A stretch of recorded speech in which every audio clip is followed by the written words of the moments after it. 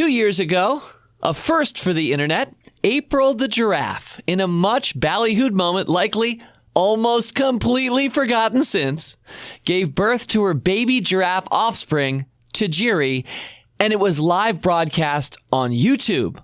Almost completely forgotten about since. I mean, did you remember? If you ever knew? Almost completely forgotten, but not by this podcast. That's because 2 years ago, this very week, I picked a 5-stock sampler entitled 5 Stocks for April the Giraffe. So here in Rule Breakerville, we will never forget. Today, I have the pleasure of reviewing for you how those stock picks did, and not only that, how did I do with the 5 stocks I featured on this podcast last year, 5 stocks I own that you should too. So a fun week where we review 10 past picks made on this podcast with reflections about what's happened, why, and what to look for going forward. April? Tajiri? You listening? Only on Rule Breaker Investing. It's the Rule Breaker Investing Podcast with Motley Fool co-founder David Gardner. And welcome back to Rule Breaker Investing. There's still a little bit of glow about me. I'm glowing. I'm happy. Something happened last night. We're taping this on Tuesday afternoon, as we always do. Tuesday afternoon, April 16th. It happens to be my brother's birthday, so happy birthday to Tom Gardner. Happy birthday, Tom. Happy 51st birthday. And my friend here, Jim Mueller, who's going to be joining me very shortly. Jim, you also think that Tom, you hope that he'll have a happy birthday. Sure. Yeah, and it's harder to have happy birthdays once it starts with a 5, not a 4, or a 3, or a 2. And Jim, you and I are aware of that. You get used to it. You get used to it. So no, the glow about me, and this is not just mine. This is, Jim, you look like you're glowing a little bit to me, and a lot of our community members, I hope, are, because last night the Motley Fool was a correct answer on Jeopardy. And that's the 3rd time in our corporate history. I've watched each of them. I'm happy to say each time the contestant got us right, which is a good feeling. You don't want to have crickets when your corporate name is the answer, or I should say the question on Jeopardy. If you didn't get to watch Jeopardy, I'll try the answer out on you, dear listeners. This company has been helping the world invest better since 1993. And it helps to know that the topic, the category was April Foolery. Oh, Otherwise, nice. It would be hard, Jim, wouldn't it, to get this company's been helping the world invest better since 1993. No, but it was April Foolery for 1,000, Alex. Happy to say the champion nailed it. And one brief reflection before we actually get to the work of this podcast this week, and that is the first time we were an answer on Jeopardy, which was early days for the Motley Fool, 1990s. It was more about brothers David and Tom Gardner, this or that. And now it's just our company purpose. I mean, I love that our purpose statement from 2018, helping the world invest better, is the answer on Jeopardy. And then people get awesome. The question. So that is kind of awesome. So yes, there's a little bit of a glow about our offices this week. Well, you've heard the perhaps familiar voice of my friend Jim Mueller. Jim has been here at the Motley Fool for how many years, Jim? A little over 12 years in office and 13 years as an employer contractor. Indeed. And as a community member well back before that. A few years before that. Yes. So, Jim, the reason that your voice may be familiar is because you're on Market Foolery and some other of our Motley Fool podcasts. You do a lot of great work studying stocks. You also have a CFA. I do have the CFA charter. A designation I probably will never have myself, but I'm deeply respectful of it. I know, how many levels are there to the CFA? There are 3 levels of exams, and then you have to have a certain amount of industry experience before you can be granted the charter. And Jim, what level of CFA are you? Oh, no, there's only a single level. There's only a single level. You can pass the 3 exam levels, but there's only a single CFA charter level. I see. See, this just shows the English major in me, the eternal noob who doesn't exactly know how my own industry works. But I'm very happy that you have your CFA, Jim. Very respectful. We have many of them here at the Fool. It seems like it's what all the cool kids are doing. We do, and I think it's a great thing. Yeah, good. But you're here this time to help me look over the stocks that I picked a year ago on this podcast. So I mentioned at the top that we have 2 5-stock samplers we're going to be reviewing, and I like to do them in reverse chronological order. So let's go with the CFA term here. We're going to go LIFO, last in, first out. So the most recent one done was 1 year ago this week, and then later in the show, we're going to look at the one done 2 years ago this week. So a LIFO approach to 5-stock sampler reviews. Okay.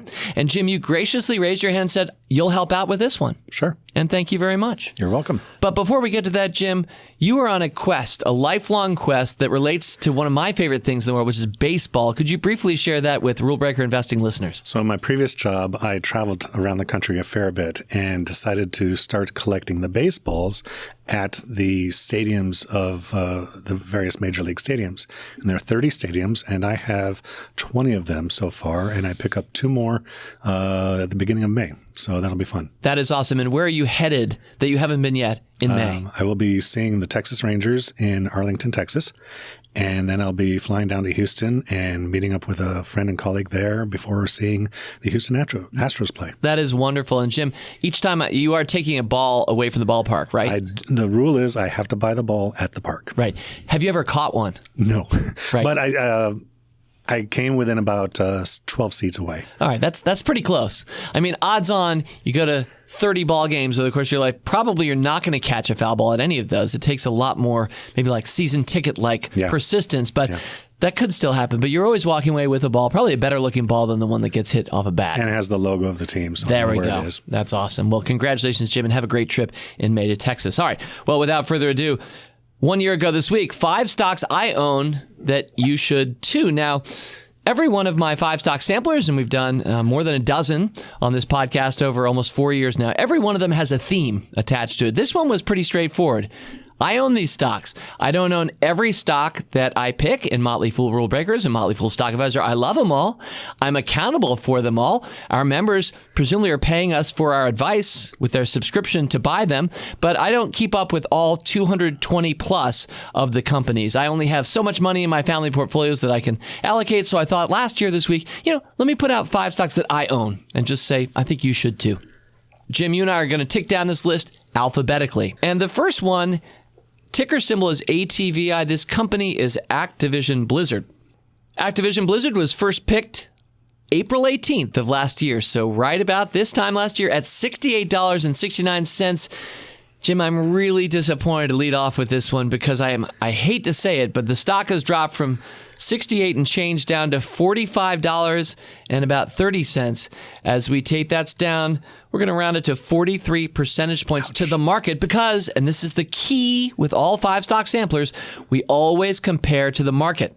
As you well know, Jim, that's what we do here at The Fool. Well, that's the default other choice. Absolutely, because the S&P 500, any of us could have bought that index fund, and a lot of the world says just buy that, don't buy individual stocks, which, of course, we don't think of as capital F foolish. We've done a lot better, and my 5 stock samplers, I think, prove this by buying stocks individually, but we're always marking against the market. Now, the market is up 8% from last year, so each of these 5 stocks we're comparing against a +8 and a -35. Doesn't look good at all against a +8. We start 43 percentage points in the hole. Jim, what has happened to Activision Blizzard? Well, Activision Blizzard and their competitors, Take-Two Interactive and Electronic Arts, EA, are all down since last fall. They all did pretty well in the spring and the summer, and then along with a lot of the market, they fell down. But while most of the market has recovered... Yeah, because 4Q was brutal, but 1Q was really nice. 1Q was really nice. To most industries. But not to this industry. So the big story here seems to be the rise and popularity of a game called Fortnite, especially its Battle Royale mode, which has become quite popular and grown like gangbusters. Over 125 million players last summer, and I'm sure it's done nothing more than grow since. And the worries are that customers are playing that rather than Activision games. Now, and for as far as analysts are concerned, in the third and the fourth quarter, the company missed on both its revenue estimates and on its earnings estimates. Okay. And the second miss in Q4 was substantial, almost 7% miss, a $200 million miss. Right, and this is a company that doesn't have a history really of missing its earnings forecast for the most part. For the most part, it's pretty good. And during that call, the CEO, Bobby Kotick, said that the company hadn't delivered the expected performance. They had done very well financially, set new financial records for the company, but they said we didn't do as well as we should have. And they as a result, they're making a lot of changes, and analysts and investors tend not to like uncertainty. For instance, their previous CEO, Spencer Newman, he was fired for cause and replaced with a former CFO, Dennis Durkin. He came back to once again lead the financial side of the company. And they got rid of their deal with the Bungie studio that made Destiny. Yep. And that's gone on to... Destiny was a big title, and then Destiny 2. Right. But is no longer part of this company, unfortunately. And they're also laying off a bunch of people, and there's been pushback by players of the in-game transactions. And so it's a little bit uncertain about how Activision's going to go forward. And like all of this industry, it's a what have you done for me lately and what's your next big hit rather than how well are you doing now? Yeah, so it's obviously been very disappointing. I mean, a year ago, we're down more than a third from where Activision Blizzard was just 1 year ago. And yet this has been such a spectacular long-term performer for us. I first picked Activision Blizzard at a split adjusted $1.61 in 2003. So here we are 16 years later riding a 28 bagger, even having lost a third of its value over the last year. We've re-recommended it many times since, including this 5-stock sampler a year ago. But, I really do love this company and believe in it going forward. Jim, I don't know. What are your feelings about Activision Blizzard? I like the company. I own shares myself, though I do have a covered call on them. So if the call ever is exercised, I'll sell my shares off. Okay. But I do remember there was this long period after your second or third recommendation where the share price just sat and sat and sat. 2009, 10, 11, 12, 13. It did nothing for like 5 years while the market was rising. And then all of a sudden it shot up. And that was triggered by Kodak and a group of investors that he put together buying the shares of the company away from the French company that owned Vivendi that owned a good part of it. Vivendi. Now, whether that was the reason or not is up for debate, but that was the event where the market finally pushed the shares up, and the market might have gotten a little over enthusiastic. Well, it's a company that has great franchises and really makes a lot of money, not just through one great product, but through many. So I really do like Activision Blizzard. I still like it. I guess I like it even more right here, a third down. But I don't like it for the performance of this 5-stock sampler because we started at minus 43, which is not the way I like to start a 5-stock sampler. Quick trivia, since we're talking baseball briefly, Jim. Did you know that Bobby Kotick, the CEO of Activision Blizzard, was personally in a very well-known baseball movie from a few years ago? No, I don't. Yes, he played the role of the owner of the Oakland Athletics in the movie Moneyball with Brad Pitt. He's just early on in a scene, but that's Kotick, who I think is friends maybe with Michael Lewis or somebody who's making the movie. And so the Activision Blizzard CEO makes that cameo appearance in Moneyball. So that's awesome. Quick note. All right, let's go to stock number 2. All right, stock number 2. This is alphabetical by ticker symbol because the ticker symbol is GOOG. So I presented it that way back in the day, although we've since revised and we like to present by company name because we're more about company names than ticker symbols on this podcast. Well, Alphabet comes in alphabetically after Activision, so... That even still works. You're right. I wasn't thinking about that, but that is true, Jim. So yes, Alphabet is company number 2, still with that artifact of a ticker symbol GOOG. In fact, I think that Google should consider renaming its ticker symbol. I'm going to go with ATOZ. That would be good for Alphabet, right? A to Z. Oh, nice. That could work. I don't think they're going to take my advice, though. So a year ago, the stock was at $1,072. Today, as we tape, it's right about $1,230. So the stock is up 14%. The market up, as we said, 8%. So this is a +6. It brings us back from minus 43 to minus 37. Jim, what's been happening in Googleville, Alphabetville here over the last year? Well, Alphabet, as you know, is a very large company, around a $850 billion market cap. And the amazing thing is that it is still managing to grow its top line, its revenue line, by around 20% a year. It's phenomenal. It's done that for the last 3 years. I mean, that's crazy for such a huge company. So that's why this company is doing so well. Revenue growth in 2018 was 23%, 22% for the fourth quarter. That's a third year in a row of 20% or more growth. It beat revenue estimates 3 out of the 4 quarters last year. It beat beat earnings estimates all 4 times. Market loves that kind of stuff, and so it bids the price up. Great. I don't think we have to talk a lot more about Alphabet. It's a company that's very well known, and it's almost hard to keep track of because it owns so many different businesses, things like Waymo, the autonomous driving software company, and then there's something called YouTube, which a lot of us may have heard of. I don't know if you know this, Jim, but on YouTube 2 years ago, there was a live giraffe birth.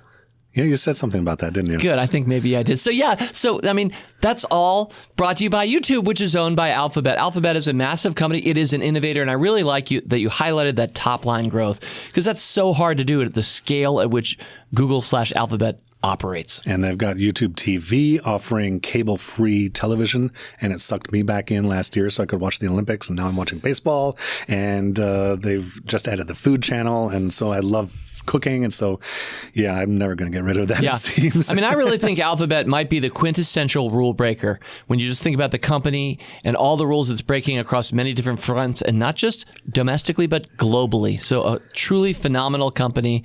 And I'm a fan. I'm glad that it's beating the market here last year. And one of the things I like is it's move further and further into AI and getting more of that integrated. It's helping clean up the videos on YouTube that violate their content rules.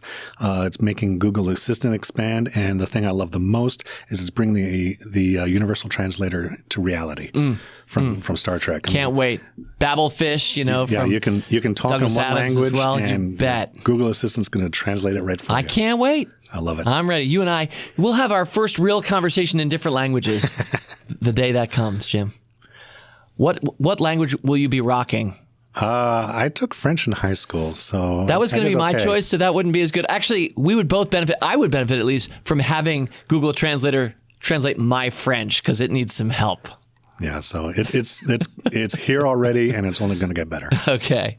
All right, stock number 3, Intuitive Surgical. The ticker symbol is ISRG. This is one of our longest-running rule breaker picks. Yep, it's another stock I own, along with all 5 of these. 5 stocks I own that you should too. And this one, I'm happy to say, $471 a share a year ago, and today tipping the scales right around $563. So Intuitive Surgical is up 19%. That's 11 percentage points ahead of the market. That brings us to a minus 26 for this sampler as we struggle to get above water. Jim, what's happening with the Da Vinci surgical robot Purveyor? So this one, the company just keeps on managing to ship more and more of those Da Vinci surgical robot systems each quarter and year over year. And along with that, it gets more procedures done. It's expanding the reach of those procedures, what different kinds of surgeries those can be done. You bet. Both domestically and internationally. Which is amazing. And so it remains debt-free. It kicks out over $1 billion in free cash for each of the last 3 years. So it's rocking any investor's dream right there. Yeah, and what I really love about this company as a part owner, shareholder, Jim, do you own any ISRG? So you and I are shareholders here, is that just the competitive advantage that the company enjoys over almost anything that looks like it in its industry. Intuitive Surgical is spending more money just R&D per year than a lot of startups could even raise to try to compete. And it just keeps, as you mentioned, Jim, broadening the number and types of surgeries that can be done minimally invasively with a robot eye and incredibly fine, precise movements that the human hand could never do with a scalpel. Mm-hmm. There are always concerns that come up every now and then repeatedly on whether the minimally invasive procedure is the best procedure for that particular type of surgery. Yeah. And that's debated in the medical journals, and doctors will figure out which ones are best. But I believe there's ample proof that any sort of minimally invasive surgery is best for the patient. Less blood loss, less pain, faster healing times. Yes, it is true. And this has actually dogged the stock some over the years. In fact, I would say a dark cloud that I can see through, that I've seen through in the past, was a perception on the part of medical professionals that you didn't get any better outcomes. You still had your prostate gland successfully removed, whether it was human hand with a scalpel or with the Da Vinci surgical robot. That was the doctor's view. As patients, which would you prefer? Would you like to be cut open and you have to recover for several days in hospitals just to get back on your feet, or minimally invasively be up and out the next morning? And so I know which one I'd want. And so I always felt like some of that criticism leveled at Intuitive Surgical was not really thinking through the whole system. Oh, I agree. Yep. So we first picked this stock at below $15 a share back in 2005, and 14 years later, just holding, as we're wont to do as fools, stock is up more than 39 times in value. It's in the high 500s right now from our cost basis below 15. So this is a classic example of how the Motley Fool is helping the world invest better. By the way, since 1993, according to Alex Trebek, and he nailed it.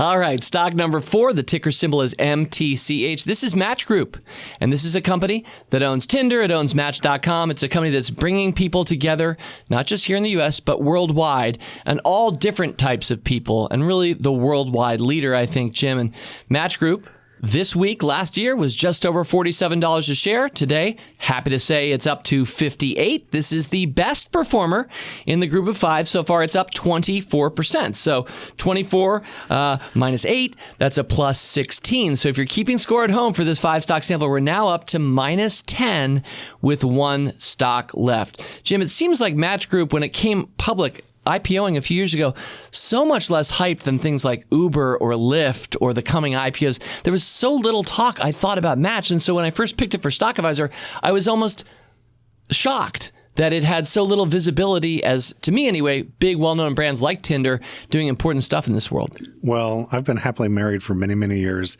and never even considered using any of its products. And I haven't either. And many of our members, I'm sure, are in the same boat. So it's true. I could see why it kind of just floated out there without much excitement. Yeah. But a lot of us these days are swiping left or swiping right, depending on whether you like or don't like somebody, and meeting people. And Match really is the dominant, I think, the leading worldwide player here. And this is, I say this often on this podcast, but it's still shocking when you think in global humanity, in terms of global humanity, the number one way that we meet our spouse is through word of mouth and friends. Hey, I want you to meet Veronica or Bob. I think you'd really like her or him.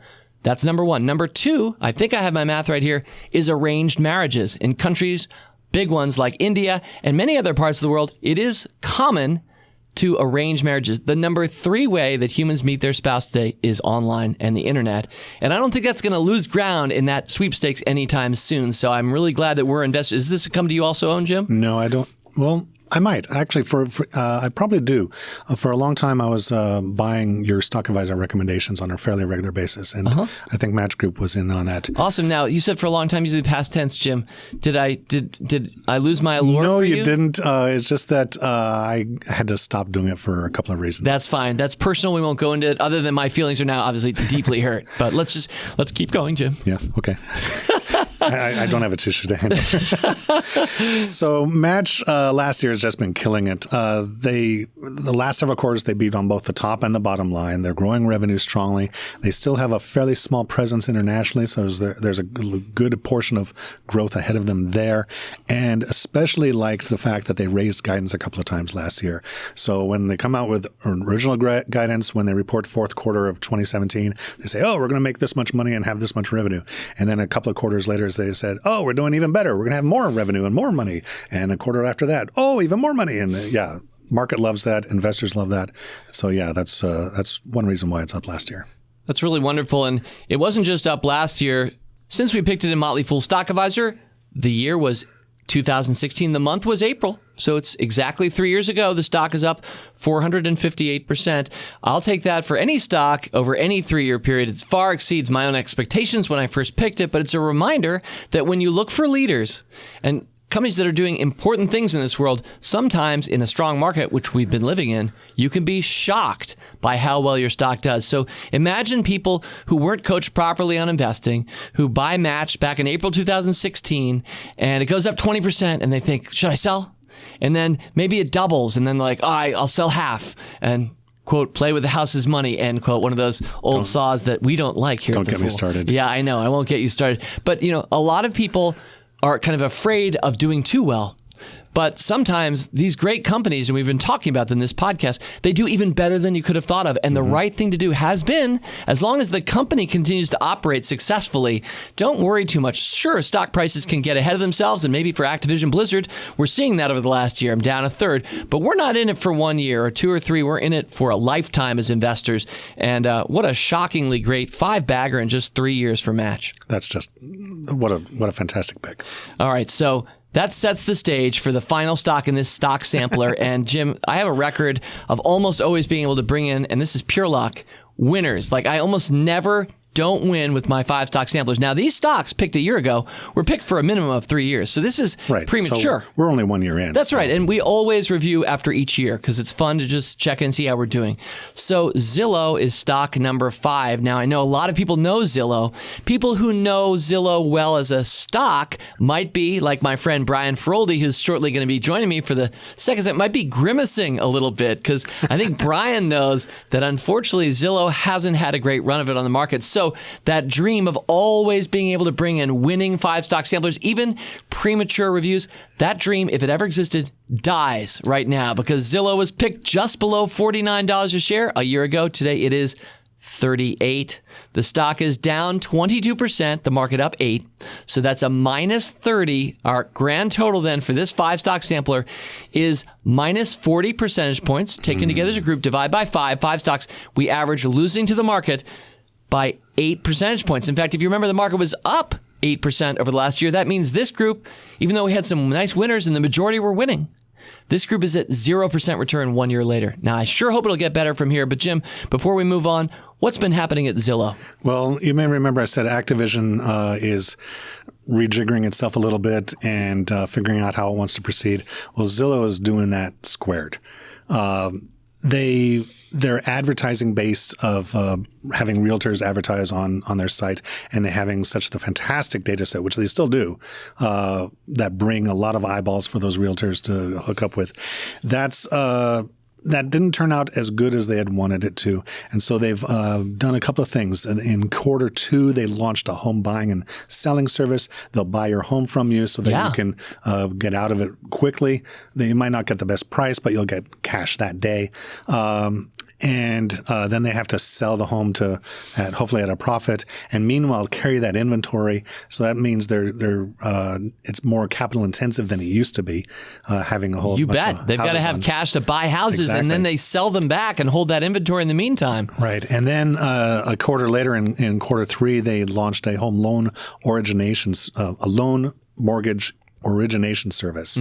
And the big gorilla there is Quicken Loans. And so they're competing against them. They're competing against Redfin, another company that's playing in the same space. So there's a lot of competitors there. Both of these announcements caused the stock to drop when they were announced at earnings. And new business and analyst investors wondering how well they'll do because they're kind of outside their area of core competency by doing this. It's related business, but it's different business, if you know what I mean. And the CEO's changed over. So a lot of uncertainty over this last year. And we've always said, it's an old saw as well, the market hates uncertainty. And certainly the market has sold this stock off. It's lost a fifth of its value from 1 year ago. Yeah, it's not a new CEO. This is the former CEO, Rich Burton, coming back in. I hope on a high white stallion and ready to ride to victory. So there are things that are, if they work out, can do really good things for the company and for the stock, but there's a lot of uncertainty right now. And I trust things will work out. And to close this one up, first of all, thank you, Jim Mueller, for joining me on Rule Breaker Investing. You're welcome. My pleasure. Great job. And it's a pleasure, Jim, to work together as we have for years now, looking over great companies like this for Motley Fool Stock Advisor, where you and I are on the same team at Stock Advisor. But thinking about these companies, every one of these I like just as much today as I did a year ago. And 3 of them are ahead where they were, but 2 are well behind. Taken as a basket, though, and that's what we do with our 5 stock samplers, is a little mini portfolio. I really like this group of companies. It's flat over the last year with the market up. So I feel good about where we're headed in years 2 and 3. So, Jim, maybe a year from now, let's talk again and see where we are in these companies. Sure thing. All right. So thus much for 5 stocks I own that you should too. We're going to clear the stage. It is a reminder, I do own the stocks, so I sure hope that they will outperform. But, sometimes there are periods and or stocks that are just going to underperform for me. And so at least I can say my money was where and is where my mouth is. And I have good feelings about those companies going forward. All right. So goodbye to my friend Jim Mueller and hello to my friend Brian Feroldi. Brian, welcome to Rule Breaker Investing. Great to be here. This is not the first time that you've been on the podcast, because I know over the phone is it? So this is the first time I've been on Rule Breaker podcast. However, I was a guest on A Fool's Guide to the Galaxy. Ah, yes. An earlier version of my podcast done just for Supernova members back in the day. So I knew we'd spent some time together, but we don't get to spend that much time together because, Brian, where do you live? I live in Rhode Island, so I am visiting right now with the family of the Washington, D.C. area and decided to pop into the Fool. And, Brian, what was your journey as an investor? How did you start and how did you end up at the Fool? I'm just one of those weirdos that just loves this stuff, right? I mean, it's what I did with my free time for years and years, and I was lucky enough to make the switch to becoming a writer for The Fool. I write for Fool.com, and I've been doing that for about 4 years. And that's a full-time job for you? It is, yes. That's amazing. That means you're prolific and very much appreciated, which I know about you. You are. I certainly appreciate you. I'm so glad it worked. Spring break, saw the kids in here earlier, and you had your family in, and I'm just really happy to have you here reviewing 5 stocks for April the Giraffe. Now, I think we may have even belabored the backstory to that one, so anybody who's still listening is going to know who April the Giraffe is. But the key here, because there's that theme for each 5-stock sampler, the key here, when I did this 2 years ago this week, I decided to make it a puzzle. I put 5 stocks together that seemingly had nothing to do with each other, and the solution to the puzzle was, it was kind of an acrostic. The first letter of each company name spelled April. And so we're just having a little bit of fun with it. Of course, these are all companies that I love. I'm being a little silly with the theme, but each of these is a very good stock. And in fact, the letter I, represented in April, we've already talked about because I picked it for the sampler that Jim did, Intuitive Surgical. I'm going to love hearing your thoughts about Intuitive in a sec, Brian. But anyway, so that was why April the Giraffe. The stock spelled April, and then my talented producer Rick Engdahl noticed there was this live internet birth, etc. I think the backstory is clear to everyone. So with all that said, we've got 5 stocks. These were each picked 2 years ago, so they've had a little bit more time to age than that first set, and let's see how they're doing. The first one up is Axon Enterprise. Now, the ticker symbol for this company is AAXN, and while it initially started as Taser, and in an earlier version of Motley Fool Rule Breakers, it was one of our active picks as Taser, later it changed its name because Axon acquired the #1 police body equipment cams, the cameras that do live footage when police apprehend people. And so that became a big part of its business. Of course, evidence.com, Brian, which I know you know, that's their cloud-based video house that they house all the videos that police departments use and the courts use. So that's the business today, Axon Enterprise. Yeah, this is a super interesting company. And I got to be honest, when it was, I know it's been a wreck for years, I was not interested in it at all. It was one of those rule breaker stocks that I just personally passed over. However, when you re-wrecked it a few years ago, you really highlighted evidence.com as their SaaS offering. And when I realized that there was a SaaS component to this business, a software as a service component, I became much more interested in it. Well, wonderful. And I'm happy to say this is actually not one that I own. I sure wish I did, though, because 2 years ago when I picked it, the stock was at $22.73 on April 19th, 2017. And today it's gone from 22 to 61. Axon Enterprise up 170%. And against the markets, 24%. That's the bogey this 5-stock sampler is competing against, a market that's risen 24% in the last 2 years. That is a crushing outperformance. 170 minus 24, that starts us at a plus 146. Brian, what has been happening for Axon? This company has been just crushing it. I mean, they've been mostly beating their estimates. They've been putting up 20% revenue growth. You know, Wall Street loves that kind of thing. But I think what's getting so excited about this company is their evidence.com platform is really becoming profitable. This is a company that has been investing heavily to build it out. They are using tasers and their body cameras as their kind of gateway in, and then they give, in many cases, evidence.com to police forces for free. And once a police force gets on the platform and they get all their stuff tied into it, that becomes incredibly sticky, and then they just can't leave the ecosystem. And the other big thing that Axon did was last year they acquired their biggest competitor, so they not only have a monopoly in tasers, but they also have a monopoly in body cameras. Both of those markets are growing, so a lot to be excited about here. It is, and especially in a world where we have demanded more accountability from our police, especially here in the United States of America, and rightly so in some cases, because there are unfortunately some bad actors, and when they're wearing blue with a badge, that makes things really problematic. I'm happy to say, since I've always been a fan of police forces, I'm definitely pro-police. I'll put myself out there. I really appreciate the work that they do every day. They put their lives on the line in many cases, just like our military. I also admire our military. But anyway, unfortunately, the bad actors get the headlines, and it creates some distrust of police. And so Axon Enterprise is there with its body cameras to make it clear exactly who's saying what and what's happening when officers flip on that camera when they go into a situation. I want to put out a quick idea to our listenership. I did this a few weeks ago, and I'm pretty sure any city, maybe county in the United States, you can do this too.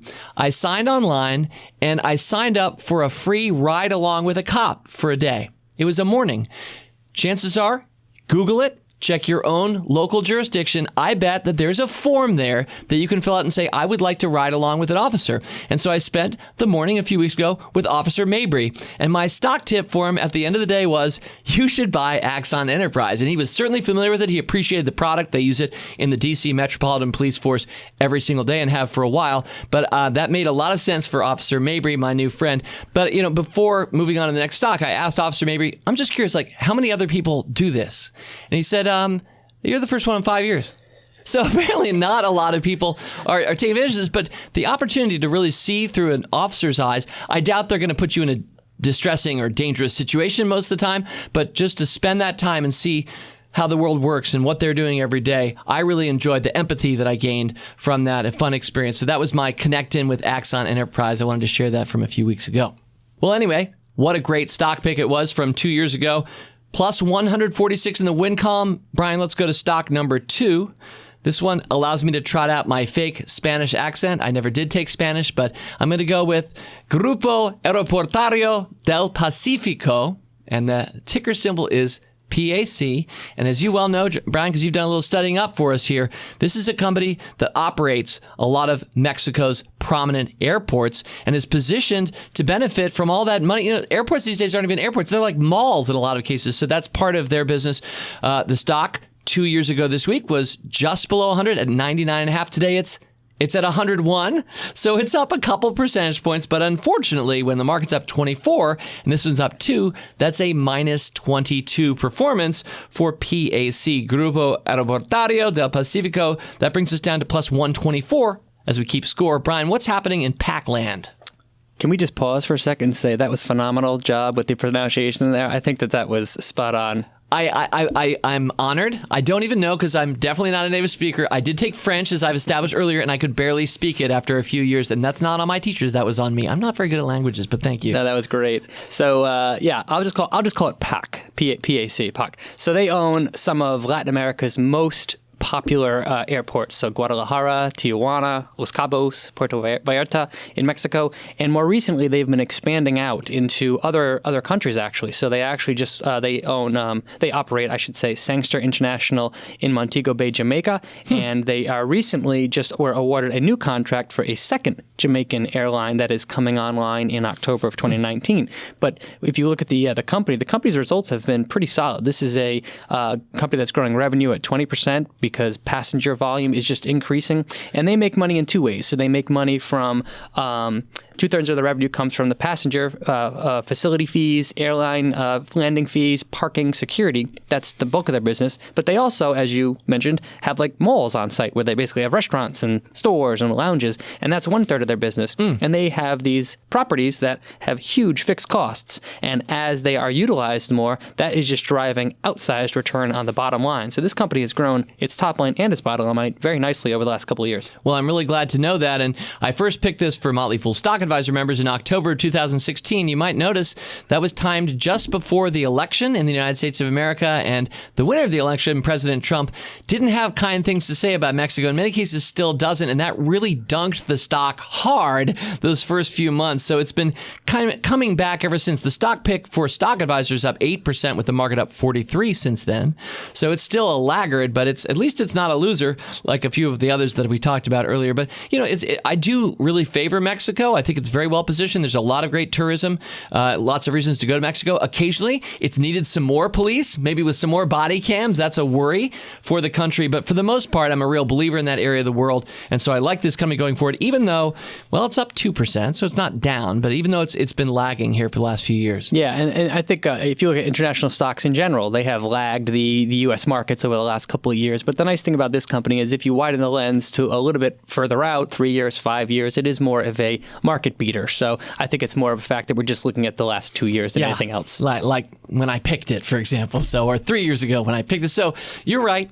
If you dial it out further, it has been a very fine investment. It's just I haven't done a great job for my members, or in this case, my listeners, as it is, happy to say here, the one laggard from this 5-stock sampler. A little foreshadowing for where we're headed. Okay. Company number 3, the ticker symbol is RMD. The company is ResMed. It is a San Diego, California-based medical equipment company. Now, this gets into an area of expertise and interest for you, Brian, because you have been, in the past, a medical equipment professional. Yes, I spent a decade selling medical devices, so I know the space very well. And ResMed, fortunately, I've not had to use its equipment. We all love our medical equipment makers. The less we have to use the equipment, the better, probably. But when we do need it, it's awfully good to have great equipment, whether it's a Da Vinci surgical robot or, in this case, for people who have sleep apnea, sleep-related breathing disorders, ResMed is the leader. It operates 100 countries worldwide combating sleep apnea. Now, 2 years ago, the stock was at $69.10 a share. Today, as we tape, it's just over 102. So it's up 48% against the market's 24. That's plus 24. So that takes us back to 148 percentage points of outperformance from these three so far. Brian, what's been happening for ResMed? Yeah, so this is a company that pioneered the use of CPAP machines, continuous positive airway pressure, like you said, for people with sleep-disordered breathing. And the nice thing about this business is they sell the machines themselves, but they also sell masks, tubings, and accessories that have a more limited shelf life to them. So they're not a one-time sale, they are a repeat purchase sale. And this is a company that has just grown steadily because the potential market for sleep apnea is just enormous, and it's an incredibly underdiagnosed disease. Underdiagnosed disease. Yeah, so as more people go to doctors and are just becoming aware of the disease, that's naturally pushing them towards CPAP machines, and ResMed, as one of the leaders and pioneers in the space, is directly benefiting. And another thing I want to point out about this company, it's actually getting into the software game. It has been very acquisitive in recent years with buying software companies that deal with out of hospital settings, and they've also been getting into the electronic health records business. So they've been making a couple of acquisitions there. And one of the things that they've done is they've created an app that you can use at home, and it actually listens and uses it to see if you might have sleep apnea. So they're, in a way, creating demand for themselves by building up their software component. So what I like about this company is it's the leader at what it does. And so often that's what we're looking for in rule breakers. First trade of a rule breaker, the top dog and first mover in an important emerging industry. And certainly this is an important industry. And in a sense, it is still emerging because we've talked about how underdiagnosed sleep apnea is worldwide. So it's awesome to be invested in a company that is the leader worldwide in combating it. So ResMed, good on you, up 48%, 24 percentage points ahead of the market. Company number 4 is next. We talked about this earlier because the I in April, for April the Giraffe. By the way, I occurs twice in the name Tajiri, April's offspring. I don't know if you knew that, Brian. I did not. Yeah, how about that? 2 I's. And unlike you, David, I am a terrible speller. My name is TMF Typo for a reason. I am not the spelling bee champion of the Motley Fool. I do like that you spell it. Well, thank you. I'm honored. You do spell it TYPEOH, which I thought was fun. You're having some fun there. Purposely misspelling typo, yes. You are one of our most appreciated writers, Brian, a prolific writer on the site. So you can play yourself up as not a words guy, but you're putting it together every single day out there for lots of people reading Fool.com. So thank you, sir. Well, Intuitive Surgical, and I was talking with Jim Mueller about this company earlier, of course, and it was up about 19 percentage points from last year, 11 ahead of the market. But if we dial it back a little bit, we know the market's up 24% since 2 years ago this week. And I'm happy to say that Intuitive Surgical has gone from 269 when it was picked on this podcast 2 years ago this week, from 269 to 558. Yep, that's just a little bit more than a double, up 109 percentage points. That's a plus 85 in the win column, a huge win for a stock that has, even as a large company and a leader, it's doubled in the past year. Brian, we'll talk a little bit about the medical equipment. Jim and I already did some of that. But before we do that, how about your own experience selling medical equipment? What was the hardest thing for you to do when you were the sales guy going into a doctor's office or a hospital? Oh, by far the hardest thing was if the device you have requires the doctor to change something about the practice, change something about the way they currently operate, you have an enormous task because in so many cases, they've invested a huge amount of their time, they've trained their staff on the way to do one thing, and if you have a solution that slightly alters that, there are enormous barriers, even if your solution is better for the patient, better for the insurance company, better for humanity. Wow. The doctors many times have enormous resistance to anything that's new. Plus, in many cases, you're putting somebody's health on the line. So there's a natural resistance there. So when I personally see a medical device company that is just crushing it, that is just growing quickly, that tells me that they have an effective sales team and they're getting over that barrier. So that is something that is incredibly impressive to me. And what a great perspective. So glad to have you share that here as somebody who for a decade was in doctor's offices and hospitals having those conversations. You can see how it really does take rule breakers to be willing internally at a hospital or an office to say, hey, let's go for this. Let's try this. But you're right. There's a lot invested in the status quo. Therefore, when rules do get broken in this field, it's very profound usually, and we like to own those stocks.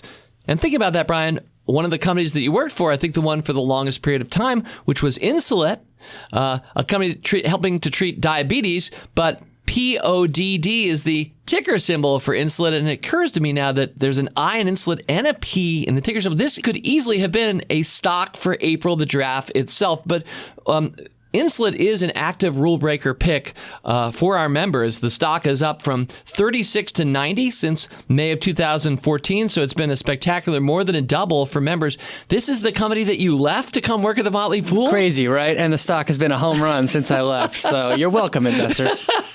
Do you own some shares? I've actually sold them off, actually, since doing them. I've always thought it's a great company, but my personal view is that I'd rather have it invested in other companies. Fair enough. Well, that's part of what we do here at The Fool is we try to identify the best places for your money. So interesting to hear you say that. This is an active recommendation that has done well for rule breakers. So, but I respect your opinion. All right. So with that said, enough on medical devices. Any additional thoughts beyond what Jim and I talked about when you think about Intuitive Surgical? Oh yeah, I mean this is one of my favorite companies of all time. I mean what they've done is just so incredibly impressive. They have almost 5,000 Da Vinci systems that are in place everywhere. And this is a business that just has tremendous optionality with the number of procedures that they can come up with the number of accessories that they can add on. And I just love companies with recurring revenue. And this is a company that boasts more than 70% of their revenue is recurring in nature. So a lot to like here. And the thing that excites me is that their most recent version of the device is called the Da Vinci SP. SP stands for single port. So instead of them doing a surgery and having 3 holes in your body, they now can do it through 1. So that, again, for the patient is tremendously attractive. And they also launched a new device that goes in through the mouth and is actually used to take biopsies of the lung to diagnose lung cancer. So a completely non-invasive way to diagnose lung cancer. So this company just continues to break the rules. They really do. And we talked about their big R&D budget. Clearly, it's being put to good use. They keep innovating. They're not content to just have that Da Vinci surgical robot and just leave it the same machine year after year. It really continues to broaden and the platform gets richer every day. It is a company with a risk rating, which is something we have on the Rule Breakers site, risk ratings of just 7. And on a scale of 0 to 25, where the higher the number, the riskier the stock, 7 grades out very low. And so it is ironically one of those companies that I think you can make quite a bit of money on without that much risk, which seems to go against many people's intuition and part of the reason we love it as a rule breaker. All right, well, let's bring it all home, Brian. Stock number 5. The ticker symbol is LYV. That's right, Live Nation, the L part of April. And Live Nation, 2 years ago this week, was just over $31 a share. Today, it is over 64. So it also is more than a double. That's right. Just 2 years ago on this podcast, with this 5-stock sampler, 3 of the 5 stocks have more than doubled. So this is one of our very best performers. And, we're giving this information away for free on this podcast. We should be charging for some of these podcasts, I think, but I guess we probably won't anytime soon. But yeah, so Live Nation, a plus 84, and that brings the numbers all together to plus 317 points of outperformance for these 5 5 stocks. If you divide by 5, that's an average of about 63 percentage points. So the average stock here against a market that rose 24% over the last 2 years, the average stock is up 87%. An outstanding gift to April the Giraffe and her child, Tajiri, and all of our listeners worldwide. Now, let's talk a little bit about Live Nation. What's been happening that's been so successful right now for this longtime purveyor of rock music and other forms of entertainment? Yeah, so for those that don't know, this is the company that owns Ticketmaster. It is the leading promoter of any huge event. So big-time concerts, big-time comedy acts. These guys not only represent the artists, in many cases they own or have exclusive booking rights to the venue. They get the revenue from Ticketmaster. They get revenue from advertising. So they are they have their hand in every single part of the food chain, and their market share at the top level is extremely high. So this is a company with an almost monopoly when it comes to the big businesses. And what we've seen is that, I would say, especially with millennials coming out, is there's a general trend in society away from owning things and towards experiencing things. So people are increasingly willing to spend money on events, such as concerts, and that really has played directly into Live Nation's hand. And this is a company that it almost is driven by network effects, where the biggest acts want to be with the biggest venues, and that puts them into Live Nation. At the same time, concert goers want to go to the venues that have the best artists. So that creates almost a double-sided network effect that allows this company to just continually win. And that's what we've seen with the results. It's just continued outperformance on the top line, attracting more concert goers, rolling out more advertising, and just grow. Really well put and broken down, Brian Feroldi. Thank you very much. Yeah, Live Nation exhibiting really clearly that second trait of rule breaker stocks, and we talk about this a lot on this show, but sustainable competitive advantage. And so many of the 10 stocks that we reviewed this hour on Rule Breaker Investing have an outstanding competitive advantage. Now, some people, and you use this a couple times, Brian, will use the word monopoly. I don't use that myself, just in the sense that I don't think it is a true monopoly. Of course, there are a lot of other venues that Live Nation doesn't own and acts that they don't do. And some people do not buy tickets through Ticketmaster and pay a lot less because those service fees are remarkable. But anyway, so I think of it this way, that these are dominant, really hard to compete against companies. But in capitalism, everyone is competing. So there are a lot of players out there, but the winners among rule breakers are the ones that were just so good at what they do, whether it's Netflix, Amazon, or some of the companies that we talked about this week on the podcast. Well, Brian, it's great to see you. And, if you're back next year for spring break, just drop me a note ahead of time. We'll review these stocks again, or when you come through later this summer or fall. Really enjoy having you on Rule Breaker Investing. I look forward to it. I continue to think that these companies will all crush the market. And a show note before we close. Rick Engdahl, my talented producer, you have been Googling the internets, looking up words. Just the word Tajiri, which is, of course, April the Giraffe's offspring. Yes. In Swahili means hope and confidence. Wow.